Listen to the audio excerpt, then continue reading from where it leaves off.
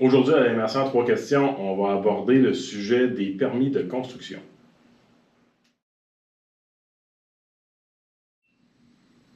Nicolas, c'est quoi les types de travaux qui nécessitent de demander et d'obtenir un permis de construction? Oui, plusieurs travaux nécessitent notamment la construction d'un bâtiment, l'agrandissement ou la modification importante d'un bâtiment, que ce soit une résidence, un bâtiment secondaire, donc un garage, une remise, ou toute autre construction là, comme une galerie. Donc la construction, l'agrandissement d'une galerie, d'une terrasse. On peut parler aussi de la construction d'une thermopompe, d'une piscine.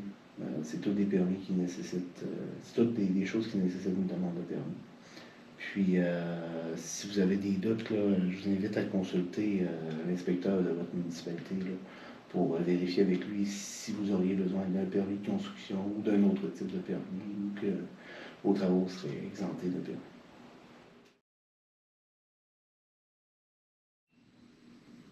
Pour faire une demande de permis de construction, qu'est-ce qu'on doit fournir?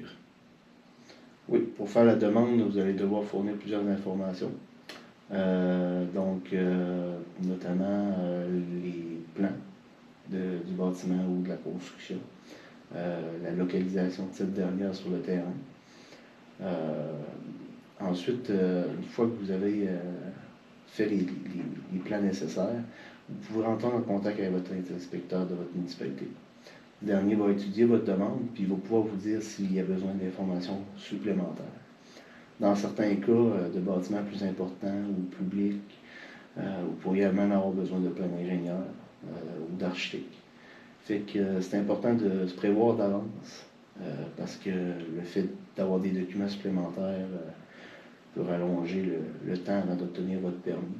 Puis savoir toujours que légalement, l'inspecteur de votre municipalité a 30 jours, pour étudier votre demande et émettre votre permis, si tout est conforme.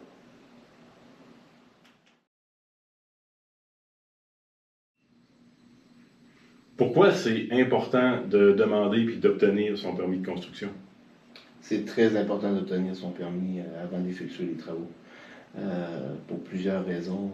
L'inspecteur de votre municipalité, lorsqu'il étudie la demande, il s'assure que votre projet est conforme aux divers règlements municipaux, mais aussi provinciaux. Pour plusieurs règlements provinciaux, c'est lui qui s'assure que vous les respectez. Donc, si vous ne prenez pas votre permis, ça peut avoir plusieurs conséquences. Mais en plus des amendes qui pourraient vous être imposées, ça pourrait mettre en danger l'investissement que vous venez de faire, que vous venez de construire. Donc, dans certains cas, là, quand il n'y a pas d'autre solution de régulariser votre construction faite sans permis, il peut même arriver qu'il y ait une démolition obligatoire. Là. Fait que prenez votre permis.